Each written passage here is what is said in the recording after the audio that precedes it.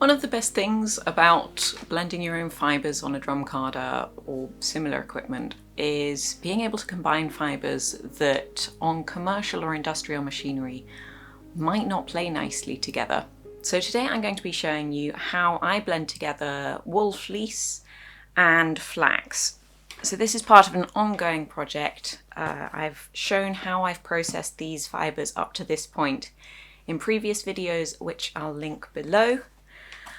So we have wool fleece that I've dyed with a few different plants. We've got rhubarb root and onion skin and woad leaves. And then we have flax, which is a combination of longer flax fibres, which I'm not going to use in this project. Those will go into their own project later on.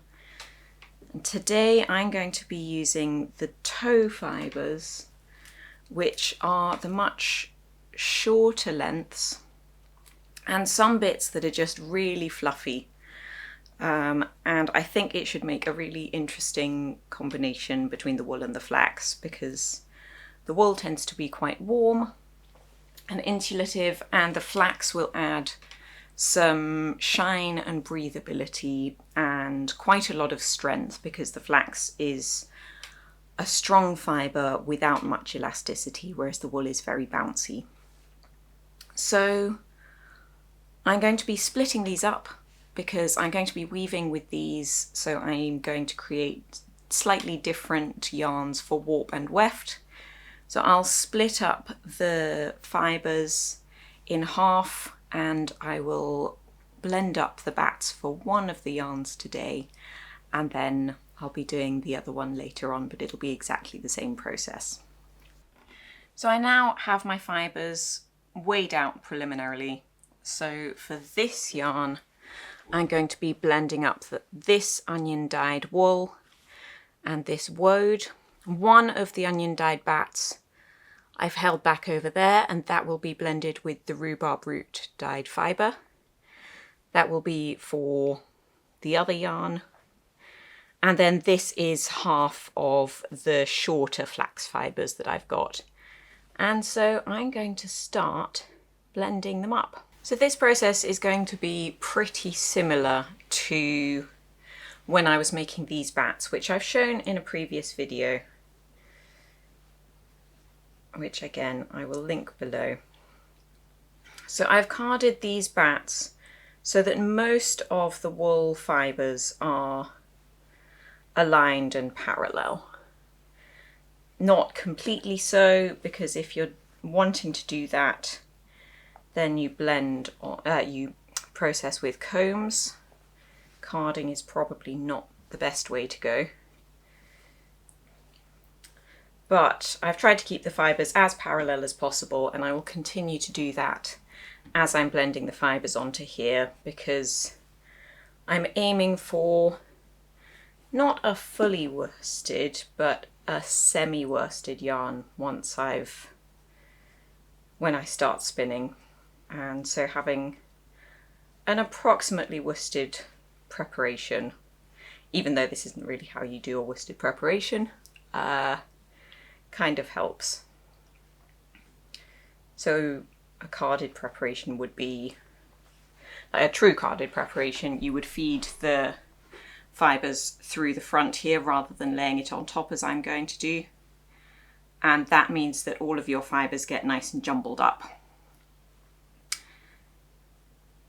And that traps a lot of air in the fibres and makes for a very bouncy, springy yarn, which isn't exactly what I'm after here.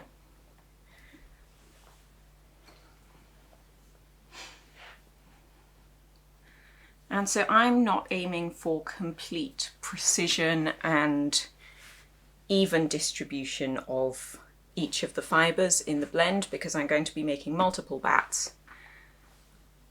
I'd like them to be similar, but to start with, I'm just going to be putting them on in a proportion that feels appropriate.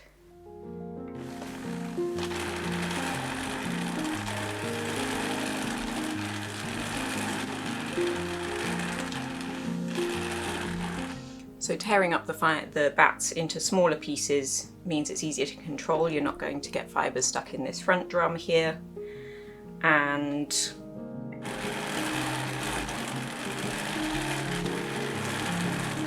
I'm only wanting small amounts at a time of each fibre.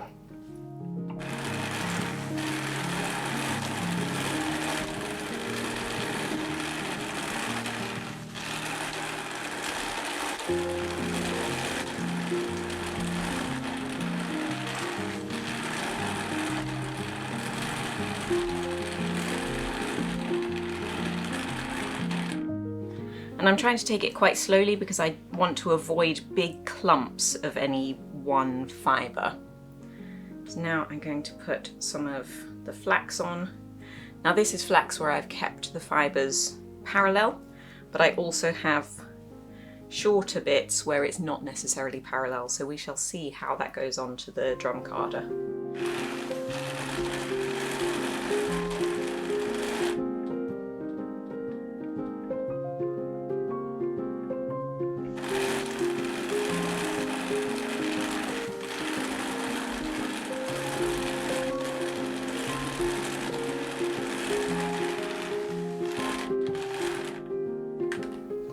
That is the kind of clumping I want to make sure I avoid.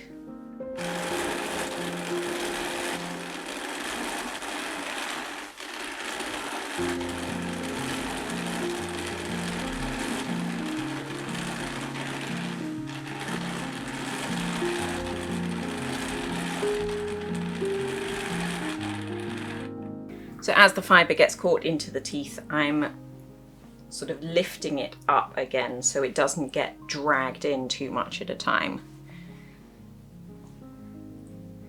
Right. These bits look vaguely parallel, so we'll see how that goes.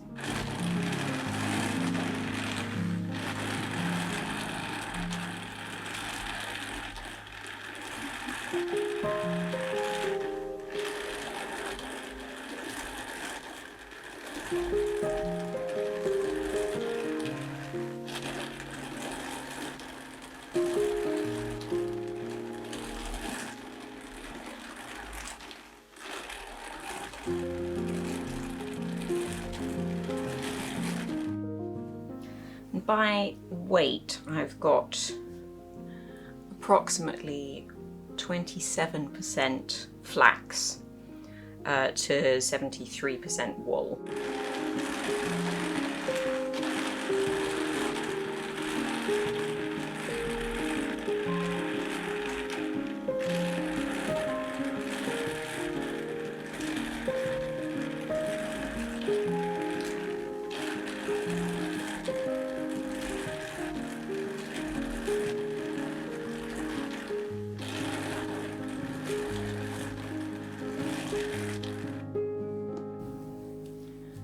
These are some of the slightly longer flax fibres.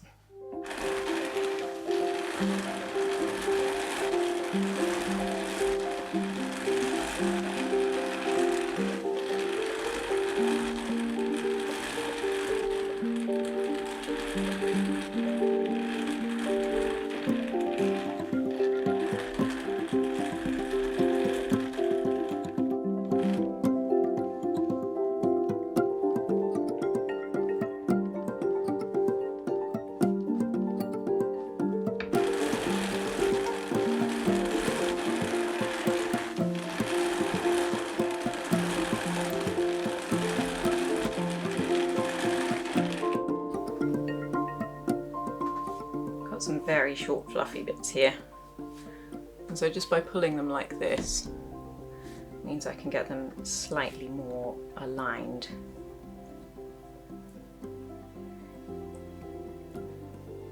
And because this is effectively a waste product, this is tow flax,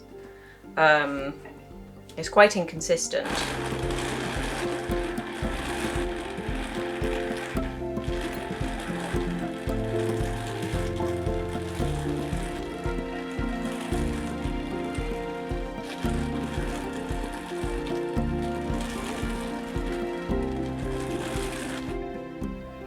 So you can see there are little nappy bits coming through, just little tiny clumps of short fibre. And part of the point of this yarn is to kind of embrace that and the fact that this is fibre that commercially isn't considered super useful.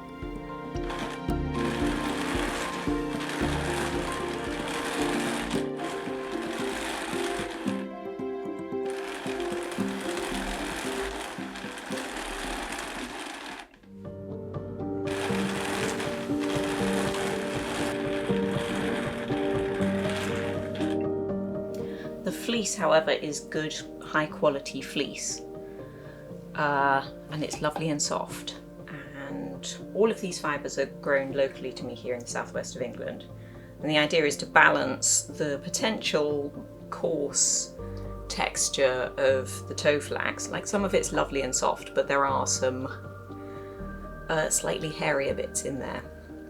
And then by blending it with a higher proportion of wool, I can capture the softness of the wool and create something that should be really interesting.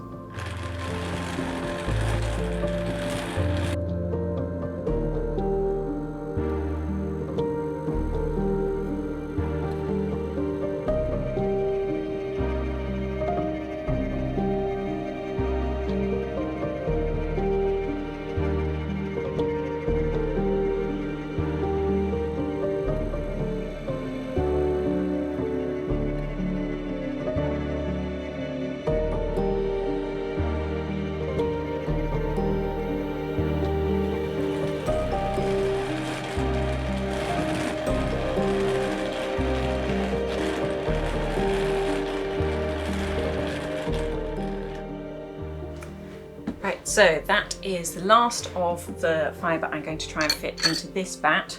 I could probably fit more in, but I don't want to overfill the carder because you can possibly see I've started losing some bits of flax here. Once I've finished carding all of this, I will try and scoop this off and reincorporate it, but for now I'm going to leave that.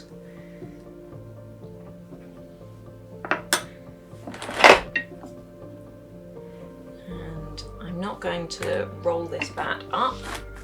Usually I roll them up into sausages like this when I take them off the carder. If you do it straight off the carder, you can roll them nice and tightly and get them all neat. But this one is going to be put aside and shredded, because I'm now going to do this for all the rest of the fibre, and then I'll shred them all up and reblend them. Okay, so I have now done my first round of carding on all of the fibres. Well, all of the fibres for this yarn, so overall half of the fibres. And now is the really fun bit where I get to take all these little batlets and shred them up. And that is how, because, you know, towards the end of blending these up, I realised I had been using up the wool faster than the flax, and so at the end the bats became quite heavy on the flax. And so this means that if I rip them all up and then jumble them together and then recard them, it kind of distributes things a little bit more uniformly, and also blends the fibres together a bit more so that they are not going to be as clumpy. And I'm trying to maintain the fibres in a kind of parallel setup. So I keep them tied up just so that they don't get caught on stuff and tangled. And then just tearing off strips, and then just pulling off lumps.